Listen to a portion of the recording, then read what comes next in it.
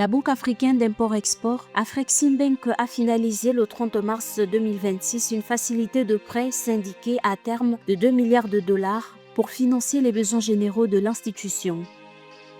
La 6e conférence sud-africaine sur l'investissement a débuté ce mardi à Johannesburg. Son objectif est d'attirer 116 milliards de dollars d'investissement au cours des 5 prochaines années.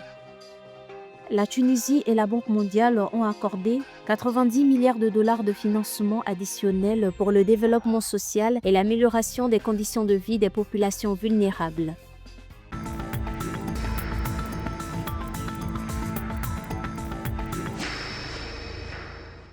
La Banque africaine d'import-export, Afreximbank, a conclu avec succès le 30 mars 2026 une nouvelle facilité de prêt syndiquée à terme, structurée en 2 tranches et d'une maturité de 3 ans pour un montant total équivalent à 2 milliards de dollars. Les fonds issus de cette facilité, finalisée le 9 mars 2026, seront utilisés par Afreximbank pour refinancer des facilités existantes et soutenir les besoins généraux de l'institution. Pour contribuer à l'accompagnement efficace du commerce en tant que levier de développement structurel et de l'investissement en tant qu'accompagnateur et stimulateur des économies africaines, il est donc important qu'Afreximbank trouve d'autres leviers de financement au-delà de ces 2 milliards.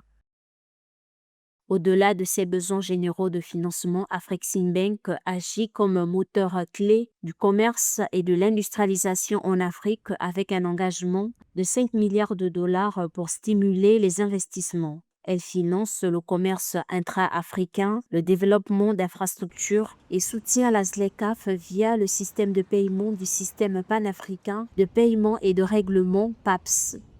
Donc, c'est une banque qui a beaucoup d'expertise en commerce et qui est presque la seule à s'occuper de façon structurelle de la dynamisation du commerce en Afrique. Les levées de fonds témoignent de la confiance continue des investisseurs internationaux et régionaux dans la solidité financière d'Afreximbank et dans son rôle crucial pour le développement économique et l'intégration commerciale en Afrique. Afreximbank affiche une performance financière exceptionnelle en 2024-2025. Le total des actifs et des passifs éventuels du groupe a augmenté de 6,4%, atteignant 42,7 milliards de dollars au 31 mars 2025 contre 40,1 milliards de dollars à l'exercice 2024.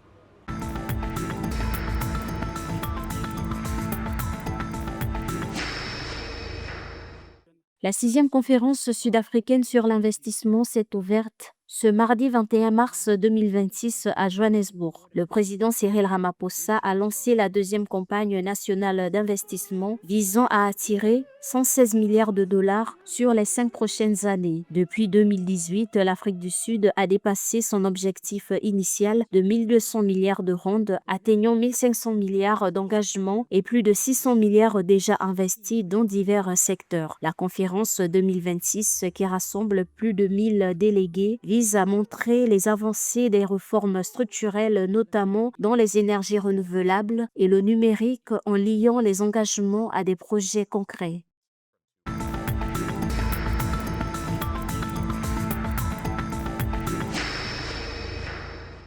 Le gouvernement tunisien et la Banque mondiale ont accordé un financement supplémentaire de 90 millions de dollars pour renforcer le développement social et améliorer les conditions de vie des populations vulnérables. Ce nouveau financement s'inscrit dans la continuité d'un projet initial de 700 millions de dollars mis en œuvre sur 5 ans qui a déjà bénéficié à plus de 895 000 familles via des transferts monétaires. Le programme dénommé Amen a notamment soutenu plus de 386 000 ménages et versé des allocations familiales à plus de 150 000 enfants de moins de 6 ans.